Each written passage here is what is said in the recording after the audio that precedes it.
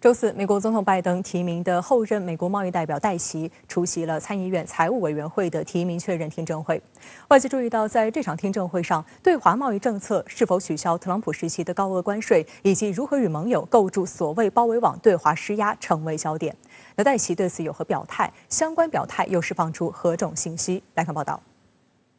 戴奇在听证会上说，为应对中国带来的所谓贸易挑战，将探讨所有选项。他考虑与同盟国构筑包围网对华施压，还表示美国需要以更多的战略投资增加供应链弹性和贸易执行力来应对中国。戴奇表示，支持以关税作为反制中国的所谓合法工具，要求中国履行与特朗普政府达成的第一阶段贸易协议。And tariffs are a very important part of our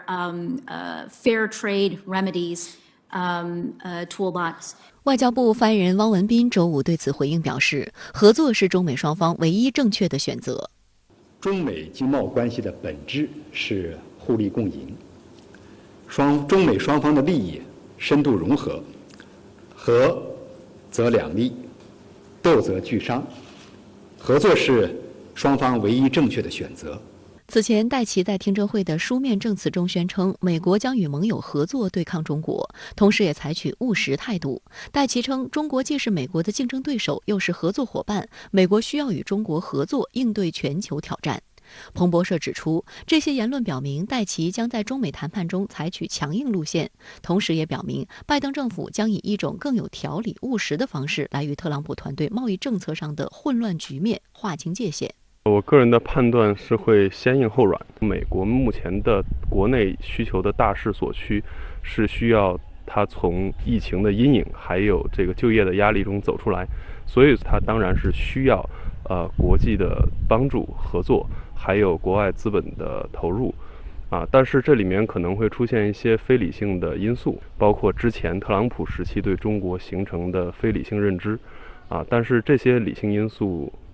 最终是不能与大势所趋相对抗的，所以一开始可能会继续强硬下去，强硬一段时间，但是到最后可能还会放宽对华贸易政策的限制。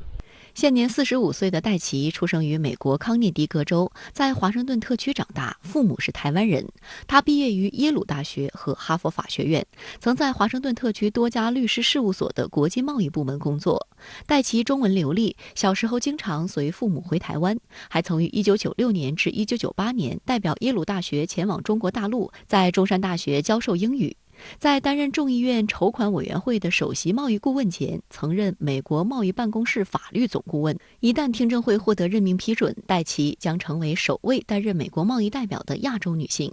虽然拜登政府不急于完全推翻特朗普的对华贸易政策，但美国商界已经等不及了。近日，美国商会发布了了解中美脱钩报告，估算中美脱钩在投资、贸易、人员流动、思想交流以及航空、医疗器材等领域给美国造成的经济损失。报告预计，脱钩会导致美国对华直接投资减半，美国 GDP 每年可能损失5000亿美元。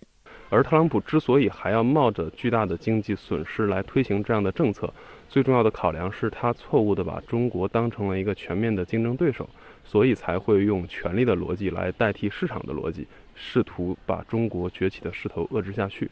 那么拜登将来如果要叫停脱钩，他真正的考量应该是他发现中国崛起的势头是不是能够通过经济手段或者科技手段来遏制，恐怕还需要重新的评估。好，相关话题马上来连线特约评论员刘和平。刘先生你好。美国总统拜登提名的贸易代表人选戴奇表示，支持以关税作为抗衡中国贸易政策的合法工具，并强调中国必须履行与上届政府达成的第一阶段贸易协议。那您认为戴奇这番话主要是讲给谁听的呢？我认为戴奇在讲这番话的时候，他心目中的听众对象有3个。第一个是讲给美国国会听的，因为当前戴奇的身份还整整是拜登总统的提名贸易代表人选，尚未获得美国国会参议院的通过。在参议院即将就此表决前，他要通过这个强硬的表态来打消相当一部分参议员的疑虑，表示自己虽然是一个华裔，但是并不像外界传说中的那样会亲华。第二是讲给美国商界，尤其是华尔街大佬听的，因为近年来饱受中美贸易战，尤其是特朗普对华加征的关税之苦的美国商界，在拜登政府上台之后，正在给拜登政府施加强大的舆论压力，希望他能够撤销这些关税。日前，美国商界发表报告，反对中美经贸全面脱钩，就是商界游说施压动作的一部分。第三才是讲给中国听的。早在此前，我就曾经在评论中说过，拜登上台之后不会立即撤销特朗普对华加征的关税，他会将这些关税当成是跟中国讨价还价的一个筹码。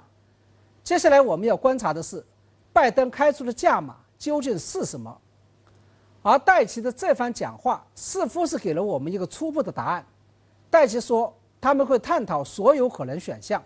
推动中国推行必要的结构性改革，确保两大经济体之间的公平竞争。同时，他还公开指责中国经济是国家指令型的经济模式。这个也就意味着，拜登政府想要以这些关税作为筹码，逼迫中国改变自己的经济体制。至于拜登政府会不会以这些关税作为筹码，逼迫中国在香港、台湾、南海、新疆等问题上做出让步，我们目前暂时还看不到这个迹象。